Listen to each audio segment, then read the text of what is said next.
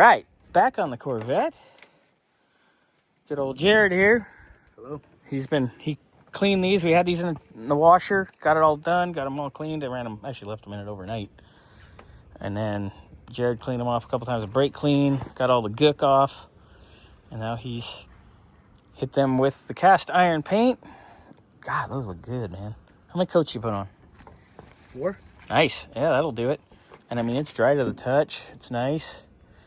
I'd say carefully flip them over and let's give it 4 on the other side. Yes, sir. And those are done. And then we'll start on the calipers in a little bit. Well, unless it gets too dark, and then we're kind of screwed. But yeah, all right, carry on. Good job, sir. All right, other side's nice and done. Looks good. So just go take these carefully.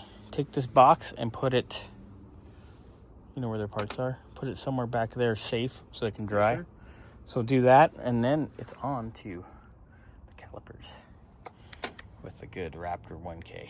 All right, here we go.